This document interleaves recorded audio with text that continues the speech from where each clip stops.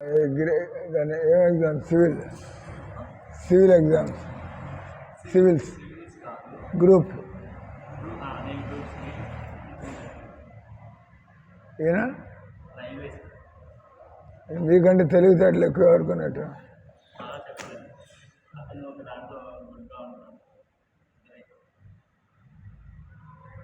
Railways అంటే IRS.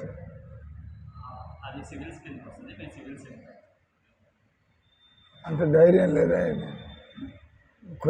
వయసులో ఉన్న కష్టపడితే పెద్ద జాబే కొట్టచ్చు కదా.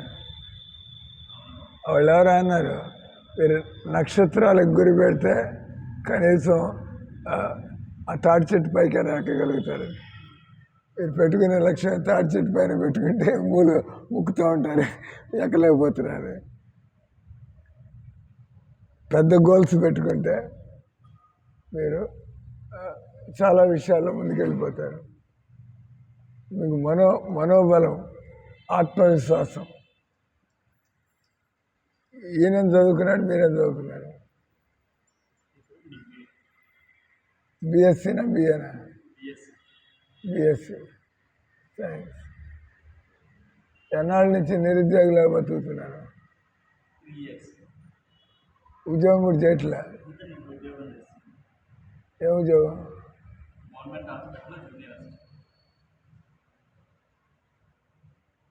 ఆఫీస్, టెక్నికల్ ఏం కాదు.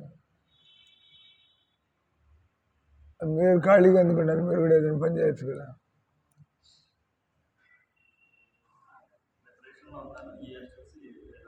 ఇంట్లో బాగా డబ్బులు ఉన్నాయి, ఉద్యోగాలు. మీరు ఇక్కడ ఉండి సాధన చేసుకుంటే చదువుకోవచ్చు. ఆ విషయం తెలుసా మీకు? ఇక్కడ ఉండి ప్రశాంతంగా తెల్లవారుదాం లేవడం, చక్కగా ఈ ఆధ్యాత్మిక సాధన చేసి అప్పుడు బాగా చురుగ్గా తయారవుతారు. జీవితంలో ఎట కావాలంటే అటు సాధించవచ్చు. లేకపోతే తలరాతలు కర్మలను బట్టి ఎటు పోలాడిపోతూ ఉంటారు. రోజు కృష్ణ భక్తి చేస్తూ మీరు పని చేస్తూ ఉంటే భగవంతుడు గైడ్ చేస్తాడు. కృష్ణ భక్తి లేదు, ఏదో మీ తలరాతలు ఏం రాసిన దాన్ని బట్టి బలిపశువుని ఎలా లాక్కుపోతూ ఉంటారో మీ కర్మలు మిమ్మల్ని లాక్కుపోతూ ఉంటాయి. వాళ్ళు అంటారు, ఎన్ని ఆవుల మంది ఉన్నా కూడా, మీరేనా పెట్టింది వాట్సాప్లో, ఎన్ని ఆవుల మంది ఉన్నా కూడా దూడ తన తల్లిని. మామూలుగా అన్ని ఆవులు తెల్లగా ఉంటాయి, మనుషులకే కష్టం కొద్దిగా. కానీ దూడ మాత్రం తన తల్లిని ఏదో ఉంటుంది భగవంతుడి ఏర్పాటు, వాసనతో గుర్తుపెట్టేస్తుందా అంటే దగ్గరికి వెళ్ళగానే, లేదన్నా ఏదైనా వైబ్రేషన్స్ ఉంటాయా తల్లికి పిల్లకి మధ్యలో, అంతే కదా. అట్లా మొత్తానికి ఒక 200-300 ఆవుల మందలో ఒక దూడని వదిలిపెట్టినట్టయితే ఆ చెంగు అని చెప్పి తన తల్లి దగ్గరికి వెళ్ళిపోతుంది. అదెందుకు చెబుతున్నామా అంటే, మనం ఎక్కడ ఉన్నా కూడా మన కర్మలు మనం వెంటాలు వస్తూ ఉంటుంది. దూడ తల్లి దగ్గర పోయినట్టుగా మీ కర్మలు, మీరు అమెరికా పోయినా, రష్యా పోయినా, ఎక్కడికి పోయినా మీ కర్మలు వెనకాల వచ్చి ఇది నీకు దొరకాల్సిందని చెప్పి మనకి ఆ పరిస్థితులు అట్లా వచ్చేస్తాయి. అంటే అవి మనం జీవితంలో మెరుగుపడాలంటే, మనం అనుకున్నది సాధించాలంటే దానికి మన కర్మ బంధాలు కొద్దిగా తెగాలి. అంతేగా మిమ్మల్ని చెట్టు కట్టేస్తే మీరు ఇటు పోవాలనుకోవచ్చు, అటు పోవాలనుకోవచ్చు, ముందు ముడి తెగితే కానీ ముందుకు పోలేరు. ఆ రకంగా తెలివి గల వాళ్ళు ఎవరైతే కర్మ సిద్ధాంతం, ఈ సంసారంలో ప్రతిదీ మనం పూర్వంలో చేసిన కర్మలు బట్టి ఇప్పుడు మనకు అవకాశాలు, పరిస్థితులు కలుగుతున్నాయి. కాబట్టి నేను భగవద్భక్తిని రోజు చేస్తూ ఉంటే ఆ బంధాలు తొలిగిపోయి మనం అనుకున్న విధంగా మనకు ఆ తెలివితేటలు రావడం, ఆ పనులు చేయగలం అని జరుగుతుంది. కాబట్టి ఈ ప్రపంచం అంతా కూడా ఇస్కాన్ ద్వారా లక్షల మంది వాళ్ళ జీవితాలు చక్కని మనిషి అంటే కృష్ణ భక్తితో పాటు ముందుకెళ్ళాలి. కృష్ణ భక్తి లేకపోతే తలరాతలు రాసినట్టు వస్తాయి, కానీ మీకు ఆధ్యాత్మిక అవగాహన లేదు కదా, ఆనందం ఉండదు కదా జీవితంలో. ఆనందం అంటే మళ్ళీ ఆధ్యాత్మిక జీవితానికి రావాలి. శరీరంతో అన్ని అలసిపోవడం, చెమటలు పట్టడం, కష్టాలు రావడం, రోగాలు రావడం, యాక్సిడెంట్లు అవడం రాదు. కాబట్టి ఆనందం కావాలంటే మనం కొద్దిగా శరీరాన్ని దాటాలి. డబ్బేం అవసరంలా, చదువేం అవసరంలా, కానీ కృష్ణ భక్తి గురువు దగ్గర నుంచి విని అడిగి తెలుసుకుని చేస్తామంటే వెళ్ళిపోవచ్చు జీవితంలో ముందుకు. భగవంతుడి సేవలో ఉంటే ఎప్పుడు మనం భగవంతుడు ఆయనతో మనం ఉంటే ఆయన మనతో పాటు ఉంటాడు. మీరు ఆయనతో లేకపోయినట్టు ఆయన ఉండి స్వాములు ఎటు చేసుకుంటే చేసుకోండి అంతే. మీరు ఆయన వెనకాల పెట్టి ఆయన కూడా వెనకాల వస్తాడంట. వాడి భగవంతుడు వెనకాల రావాలని ఎవరు కోరుకోరు. వాడు మరి సొంట అయితే తప్పితే, పరమ మూర్ఖుడు అయితే తప్పితే ఏమాత్రం తెలివితేటలున్నా నేను హరే కృష్ణ మంత్రాన్ని అంటూ ఉంటే దేవుడు నా వెనకాల వస్తే అంతకంటే ఏం కావాలి. కొద్దిగా ఒక క్లాజ్. మీరు మాంసాహారం తింటారా?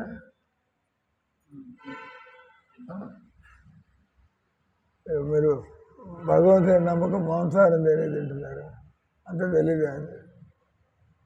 వయసు వచ్చింది కదా, మాంసాహారం తినచ్చా తినకూడదా ఇప్పుడు నేను ఆలోచించారా ఏంటి?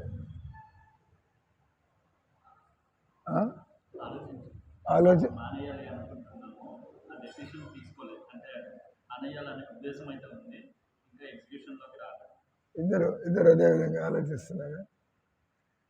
జపం చేస్తుంటే మీకు బలహీనత పోతుంది. తినాలని మీకు మనసులో నచ్చదు ఐడియా. మాంసాహారం, ఈ జంతువులు చంపి కుళ్ళిపోయినటువంటి మాంసం, చచ్చినటువంటి చక్కగా క్యారెట్లు, క్యాబేజీలు, ముల్లంగి, వంకాయలు, బెండకాయలు, దొండకాయలు, చిక్కుడుకాయలు, కాకరకాయలు ఇవన్నీ తినచ్చు. అదేనా అంటే ఈరోజు జగన్నాథుడి దగ్గర చెప్పేసిపోండి, సాయంత్రించి నీ భక్తులం కాబట్టి గుడ్లు, చేపలు, మాంసం జోలికి పోదలుచుకోలేదు. ఎక్కడ ఉన్నా, ఎవరి మధ్యలో ఉన్నా కూడా దీనిలో మేము, ఎందుకంటే భగవంతుడిని మాంసాహారం తినకూడదు. భగవంతుడు మనుషులు, రాక్షసులు తింటారు గుడ్లు, చేపలు, మాంసం, సారాయి, సిగరెట్లు, సినిమాలు, ఇదంతా. అదే సో ఈరోజు మనం చదువుతున్నటువంటిది, మేము ఇంకొక 10 నిమిషాలు క్లాస్ ఉంటుంది. ఆ తర్వాత మేము భోజనాలకు పోతారు వీళ్ళందరూ. కాబట్టి ఇక్కడ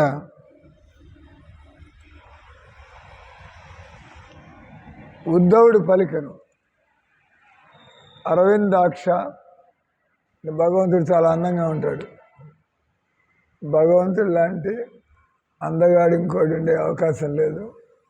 భగవంతుడి అందం మన అందంలాగా ఈరోజు పూర్ణిమ, మళ్ళీ అమావాస్య వచ్చింది, అంతా పోయింది. కానీ చంద్రుడి విషయంలో వస్తూ ఉంటుంది, పోతూ ఉంటుంది. మనకి పోయిందంటే పోయింది. అదే ఇప్పుడు అమావాస్య వచ్చింది, అంత వెలవెలిపోతుంది చంద్రుడు. కానీ ఇంకో 15 రోజులు అయితే మళ్ళీ పూర్ణిమ వస్తుంది.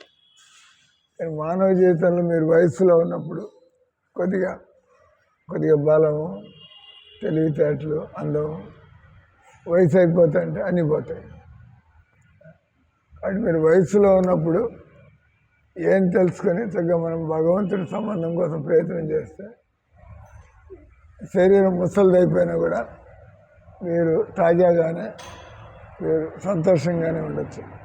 మీ జీవితాన్ని మీరు మనస్సుని సరి చేసుకోవడానికి ఉపయోగించారు. కాబట్టి ఇవన్నీ మీరు ఇళ్లలో ఉన్న, ఉద్యోగాలు చేస్తున్నా, దీని దారి దాని దారి కొన్ని గంటలు సంపాదించుకోవడానికి పోతారు. కొన్ని గంటలు కూర్చొని మనసుని భగవంతుడు చెప్పినట్టుగా ఎలా సరి చేసుకోవాలి, మేము గృహస్థులం కాబట్టి, మేము ఉద్యోగస్తులు కాబట్టి ఇవన్నీ మా పని కాదు సార్. మీరు మనుషులే కదా. మనిషిగా పుట్టిన ప్రతి ఒక్కడు మనసుని సరి చేసుకోవాలి, లేకపోతే గందరగోళం సృష్టించుకుంటారు జీవితంలో. అంతే కదా. ఇది సరిగ్గా లేకపోతే పెళ్ళం వదిలేసిపోతుంది మిమ్మల్ని. ఇది సరిగ్గా లేకపోతే ఇంట్లో మనశ్శాంతి లేదు, గొడవ. అంటే మీ వరకు మనసుని సరి చేసుకుంటే ఎదుటి వాళ్ళు ఎలా ఉన్నా కూడా మనం ప్రశాంతంగా కూర్చొని అనండి, హరే కృష్ణ హరే కృష్ణ కృష్ణ కృష్ణ హరే హరే, హరే రామ హరే రామ రామ రామ హరే హరే.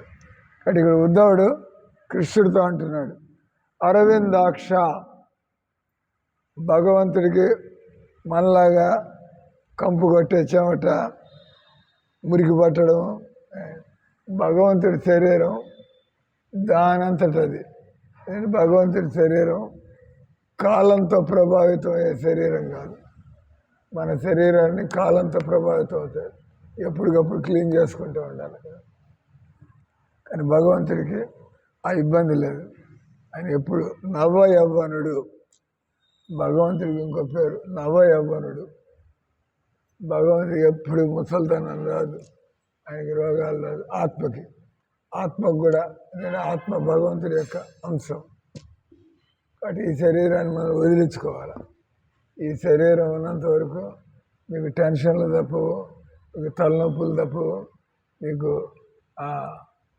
ద్వంద్వాలు అంటే సుఖ దుఃఖాలు, లాభ నష్టాలు, జయాపజయాలు, మానవమానాలు ఎంత జీవితంలో ఈ శరీరం ఈ సంసారంలో ఉన్నంత వరకు.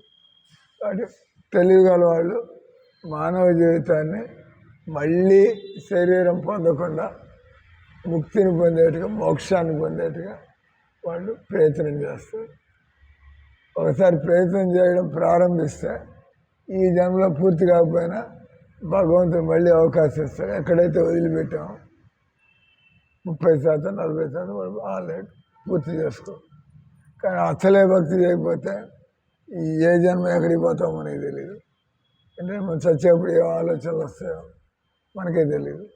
కానీ భక్తి చేస్తూ ఉంటే భగవంతుడు దాన్ని గుర్తుపెట్టుకుని మళ్ళా భక్తి చేసుకోవడానికి అవకాశం ఇస్తాడు.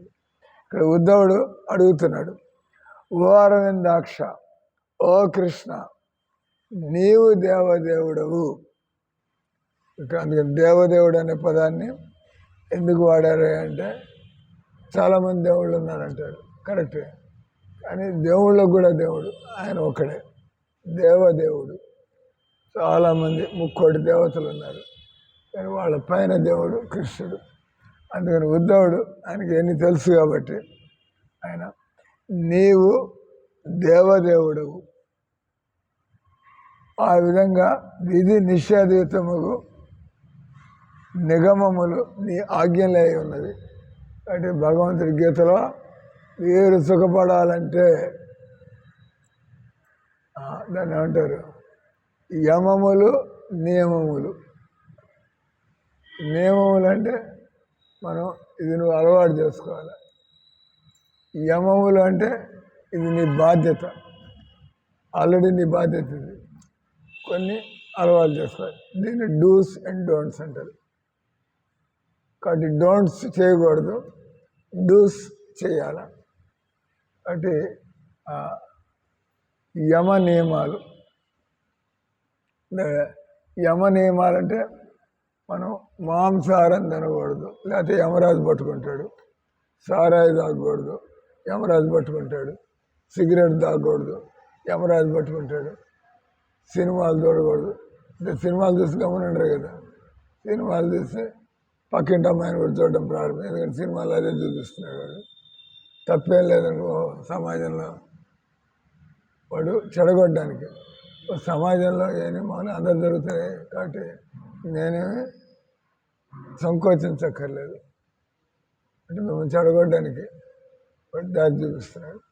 వాళ్ళకి కావాల్సిన డబ్బులు, మీ బలహీనతల్ని రెచ్చగొట్టి వాడి జేబులు నింపుగా. అంటే మళ్ళీ బలహీనత ఉంది, ఆ సినిమా చూడడానికి పోతాం, రెచ్చగొడతాడు. వాడి జేబులు నింపుతాం, చెడిపోయేది మీరు అంటే ఏంటి కాదు. మనం ఏమన్నా చూడాలంటే రామాయణం, మహాభారతం, భాగవతం, భగవద్గీత ఇటువంటిది అయితే ఎలా మనసుని ఇంద్రియాలని కంట్రోల్ చేసుకోవాలా విశ్వాసం అప్పుడు మనకు తెలుస్తుంది. మనిషి ఒక జెంటిల్మెన్ పెద్ద మనిషిగా బతకాలంటే, మనం సమాజంలో తల దించుకోకుండా బతకాలంటే కొద్దిగా మైండ్ని కొద్దిగా కంట్రోల్లో పెట్టుకోవాలి. అంటే ఇక్కడ అంటున్నాడు విధులు నిషేధాలు. విధులు అంటే చేయవలసినవి, నిషేధాలు అంటే చేయకూడదు. విధి నిషేధాలు, dos and don'ts same thing. ఈ విధంగా విధి అంటే మానవ జన్మ అంటే మన తలకాయ అది ఇష్టం వచ్చేట్టు గంతులేస్తూ ఉంటుంది. ఎందుకంటే మనం ఎప్పుడు భగవంతుడు మనసు పెట్టలేదు. భగవంతుడు మనసు పెడితే నిలిచిపోతుంది మనసు అక్కడ. భగవంతుడు దొరకకపోతే వేరే అందాలు, వేరే సుఖాలు, వేరే హోదాలు ఏమి ఎత్తుకుంటూ ఉంటాం. అంటే దేవుడు దొరికితే భజనలో ఒక భజన చేసుకుని వాళ్ళు బతుకంతా మేము చేసేది అదే. ఇక్కడ కడుపు నిండా ప్రసాదం తిని బస్ మైండ్ అటు ఇటు పోకుండా అనండి అందరూ హరే కృష్ణ హరే కృష్ణ కృష్ణ కృష్ణ హరే హరే హరే రామ హరే రామ రామ రామ హరే. మీరు మంత్రం అంటుంటే మీకు జ్ఞానం కలుగుతుంది.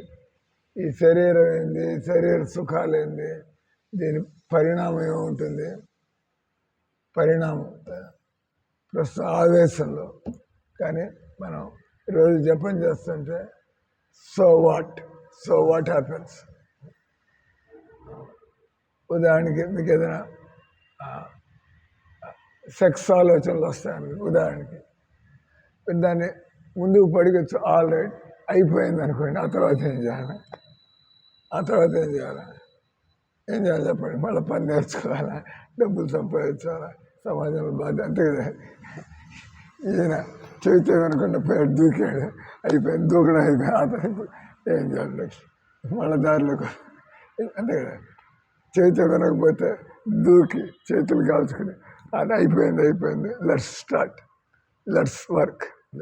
అంటే జీవితంలో మనకి ఈ భగవద్గీత జ్ఞానం ముందు నుంచి లేకపోతే మనం కొద్దిగా చేతులు కాలిన తర్వాత ఇట్టంతా కాదు. మనం ఈ సినిమాల్లో చూసినట్టు కాదు జీవితం. నిజమైన జీవితంలో నానా రకాల సమస్యలు ఉంటాయి. కాబట్టి ఇక్కడ విధి నిషేధములు నీ ఆజ్ఞలే ఉన్నవి. అట్టి వాంగ్మయం అంటే సాహిత్యం, అట్టి సాహిత్యం అంటే భగవంతుడు గీత, రామాయణం, ఇవన్నీ ఏంటంటే మనుషులు ఈ సంసార కూపం నుంచి, ఈ సంసార సాగరం నుంచి, ఈ సంసార చక్రం నుంచి, చక్రంలో పడాలని బయటకు వచ్చేది లేదు, ఎదిగేది లేదు. అది చక్రం అక్కడే తిరుగుతూ ఉంటుంది. టైం గడిచిపోతుంది. ఏమైనా ఎదిగావా అంటే అవే ఆలోచనలు. వాడు వచ్చినప్పటి నుంచి ఏం చెత్త ఆలోచనలు ఉన్నాయో మన వయసు వచ్చినా కూడా అదే ఆలోచనలు. ఎందుకంటే ఆలోచన నుంచి చక్రం బయటపడ్డం మనకి తెలియదు. హరే కృష్ణ మంత్రం భగవన్ నామంటే వెంటనే భగవంతుడు ఆయన రంగంలోకి దిగుతాడు. దిగి వీడు నన్ను పిలుస్తున్నాడు సహాయం కోసం. తనంతట తాను చేయలేని ఒప్పుకుంటున్నాడు. అంతే కదా. మనంతటా మనం చేయలేం. ఇదంతా ఈ శరీరం భగవంతుడి శక్తి. భగవంతుడి శక్తిని మీరు ఎక్కడ జయించగలరు? భగవంతుడి దయతో మీరు జయించగలరు. అంతే కదా. ఈ మీకు పలానా తలకాయ, పలానా మనస్సు, పలానా శరీరం, పలానా ఇంద్రియాలు ఎవరిచ్చాడు? దేవుడిచ్చాడు. మనల్ని ఇబ్బంది పెడుతున్నాయి. సోమరిపోతే జీవితంలో ఏం సాధించలేడు. కానీ మన సోమర్తనం, ఆలస్యం బయటపడాలి. హరే కృష్ణ మంత్రం అంటే దెబ్బకి పటాపంచలు. అంటే ఇక్కడంతా కూడా మందిరంలో ఉన్న వాళ్ళంతా 3:45కి, అందుకే బయట ఉంటుంది. మందిరంలో ఉండి లేవాల్సి వస్తుంది. ఇంట్లో గుడ్ అలవాటే. అంటే రుచి మరిగాడు. మందిరం లేకపోయినా కూడా వీళ్ళందరినీ కొట్టి తిట్టి లేపుతారు, వీళ్ళకి కూడా సుఖం కలుగుతారు, వాళ్ళందరూ వాళ్ళే లేచి కూర్చుంటారు. అంతే కదా. సుఖంగా అంటే మీరే లేస్తారు. తెల్లారుదాం లేచి సరిగ్గా 16 మార్లు జపం చేసుకుంటే మనసంతా సుఖంగా ఉంటుంది అలవాటైతే. కాబట్టి మీరు ఇక్కడ నుండి పరీక్షలకు తయారవ్వచ్చు. ఇక్కడ ఉండేసి ఇవన్నీ చేసుకోవడం, డే టైం అంతా ఇప్పుడు 9 కల్లా అయిపోతుంది తినడం, ఇంక మళ్ళీ సాయంత్రం 6 గంటలకి భజన. మేము మా పనుల్లో ఉంటాం, మేము మీ పనుల్లో ఉండొచ్చు. మీకు 2 ఏళ్ళ దాకా జాబ్ రావడం రాసి పెట్టలేకపోతే మీరు ఇక్కడ ఉండి చదువుకున్నారంటే 6 నెలల్లో వస్తుంది. మీ కర్మలు మారిపోతాయి. భగవన్నామం ఇంత అంటుంటే హరే కృష్ణ హరే కృష్ణ ఇన్ని గంటలు, రోజు కనీసం 2-3 గంటలు భగవన్నామం అంటే 2 ఏళ్ళ తర్వాత 6 నెలల్లో వచ్చేస్తుంది. అంతే కదా. వాటెవర్. ఇక్కడ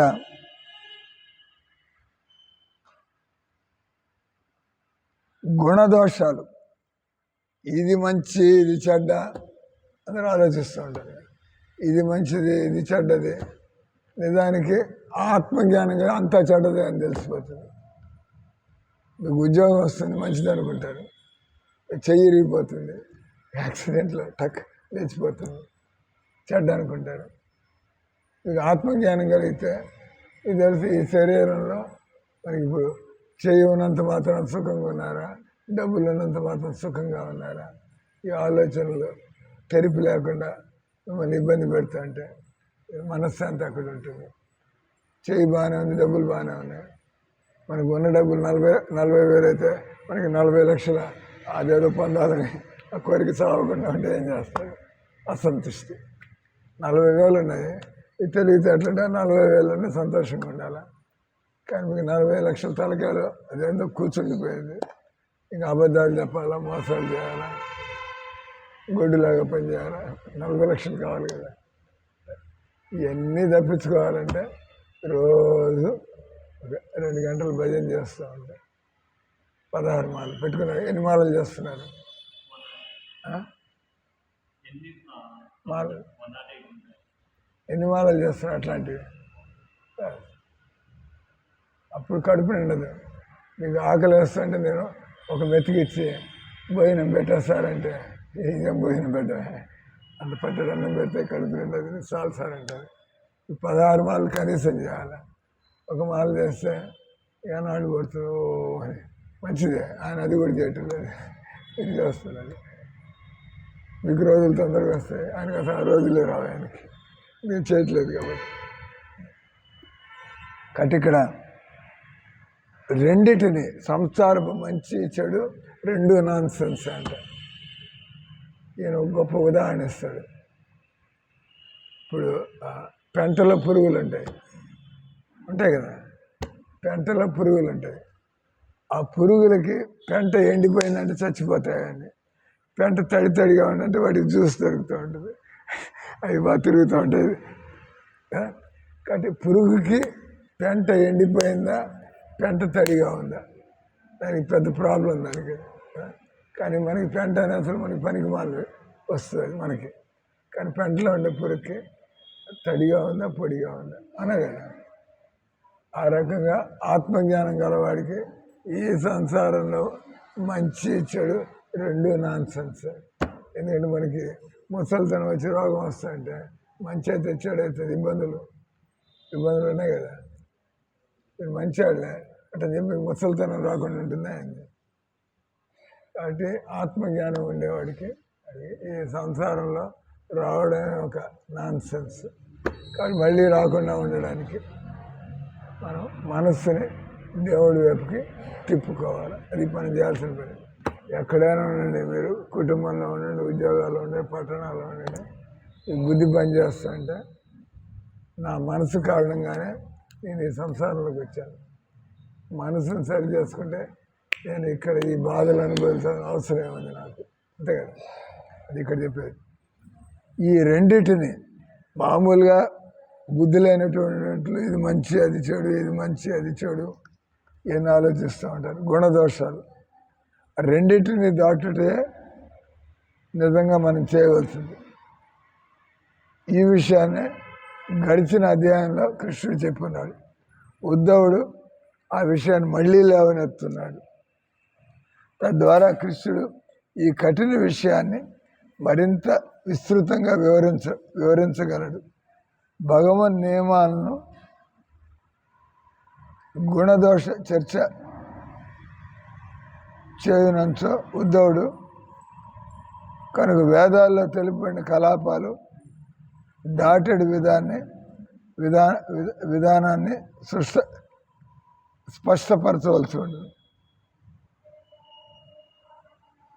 కృష్ణుడి మాటల్లో ఉద్దేశాన్ని ఉద్ధవుడు అర్థం చేసుకున్నాడు. ఈ విషయాల్ని ఆ దేవదేవుడు వివరించేట్టు చేయడానికి ఉద్ధవుడు అతనికి ఈ విధమైనటువంటి ప్రశ్నలు వేశాడు. మనం మంచిగా ఉండాలా, ఈ విధంగా ఉంటే చెడు అంటారు. అదేవిధంగా ఇక్కడ